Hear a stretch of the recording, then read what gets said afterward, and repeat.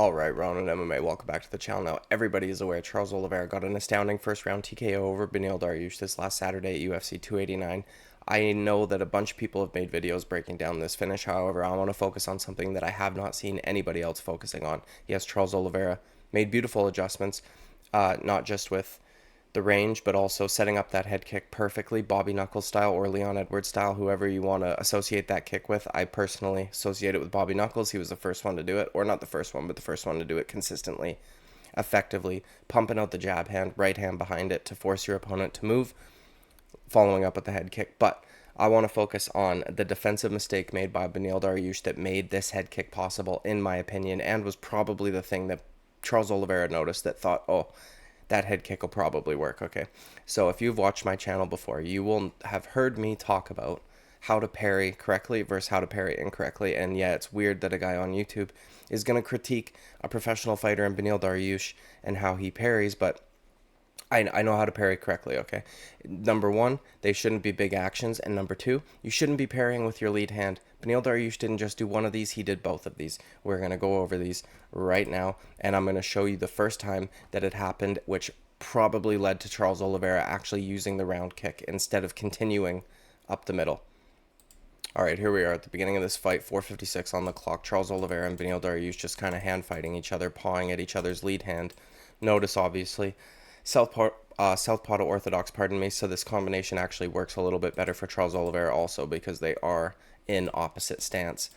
Now, right here, he is going to throw his first kick of the fight. Beneil Dariush's hand came all the way down to parry that feint of the jab. And luckily for him, this was just a front kick, okay? But not just that, he leans back and completely to his left, which would be towards the right head kick of Charles Oliveira. Not just that, his blocking hand is pretty casually stationed there. It is not tight. It's not, you know what I mean. He's just kind of got it there, okay? But his lead hand came all the way down to his leg. Charles Oliveira probably thought, do that again. There's no way in hell he's getting his second hand back up there to block that head kick. Also, he just slipped right towards it. Charles Oliveira doesn't even really have to battle for foot position here. Both times he throws this head kick, his foot is actually more on the inside of that foot battle, so he didn't even need the angle. Beneil Dariush gave him every opportunity to get this head kick on him. Now, Beneil obviously follows up with a leg kick of his own after Charles Oliveira misses that body kick. All good. Charles Oliveira throws a little lazy leg kick there, kind of misses. Can't tell, the angle's a little strange, but here we see the moment that we all came to see. Pawn with the lead hand again, jab, right hand. Beneil Dariush's hand comes all the way down for whatever fucking reason. It's like the laziest parry I've ever seen in my life, because not only, once he misses it, he just like lets it drop and swing, pardon me, I just hit my mic stand, to his leg. And then he's leaning, and look how lazily his blocking hand is up at his face. You're not covering shit. It's like he wants to parry with that hand too. I don't understand. You should not parry with your lead hand, and it does not need to be a big action, pardon me. If you want to do a good parry, they can be small actions. You just want to redirect it. You don't want to smack it away. It reminds me of UFC 2, the parry action in UFC 2. It's too much. You don't want to slap all the way down.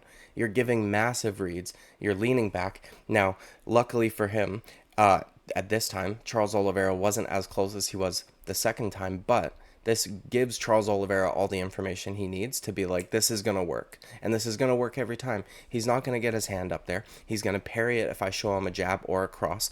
I show him the cross to get him to slip even more to his left side, okay? Make that a little bit more exaggerated. And not just that, it blinds the opponent from the kick. And not just that, the way that Beneil Dariush's hand is blocking right now, he's blinded himself.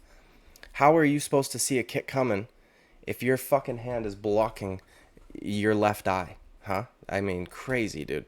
But anyways, that lands with the toes. Beautiful kick from Charles Oliveira. Look how fucking straight he is. His form is so good, man. Right away, back, balanced. We are going to go ahead now, though, to where the finish actually happens. All right, here we are, 118 on the clock. They're back at range after some grappling and then some clinch work involved. And we see Charles Oliveira land that beautiful combination one more time, only this time it lands a hell of a lot better. And there's a couple reasons for that now I'm going to show you right here. So first, you can see their feet are pretty close. This jab from Beneil Dariush, this lets Charles Oliveira know I am fucking well within range, especially kicking range. Beneil Dariush wasn't landing a jab on him before, and as a matter of fact, Charles Oliveira threw out a little lazy jab and a right hand after it, and while that was, well, it worked perfectly to set up his kick, neither of them landed, and neither of them really even came close. His right hand stopped like a couple inches short of Beneil Dariush's face. Beneil Dariush touching Charles Oliveira with that jab shows Charles Oliveira I am well within kicking range and I'm gonna fucking blast this dude, right? And then we see it. He hits him again with the jab. He slips that one, flashes the right hand once more. Beneil Dariush's lead hand comes down to parry. Way too big of an action. Wrong hand. Don't parry with your lead hand.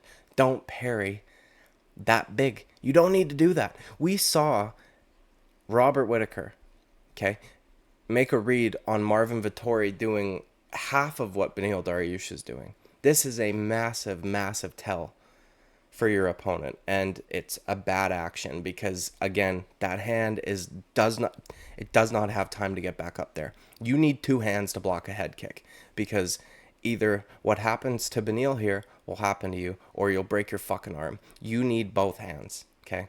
And it's crazy that Charles Oliveira had already landed this combination and he fell for it yet again, but you can see how much closer Charles Oliveira's right hand is here. It's literally on the shoulder, like collarbone area of Beneil Dariush. So this one much closer than the first one, and we see that with it landing perfectly. You can tell Charles Oliveira's foot is around his head as opposed to the toes being the ones that connected, and that is what starts it all off. Okay, and then I don't want to show the finish. This is a brand new fight, so I will probably get copyright claimed regardless. But and then also we covered in the Charles Oliveira fight film breakdown that we know Charles Oliveira, once he gets you hurt, you are basically fucked. He is way too accurate, way too on point to ever let you off the hook when you're hurt. And Beneil Dariush made that massive defensive mistake that allowed Charles Oliveira to realize success with that head kick. That is an insane adjustment for a guy who, we touched on this briefly, doesn't really throw a lot of round kicks. He'll throw leg kicks from time to time. Most of the shit he likes to throw is up the middle. And I am so glad that he cut out the jumping shit up the middle. I am so glad that he made this read. This was an astonishing finish. The head kick was just beautiful to start it all off.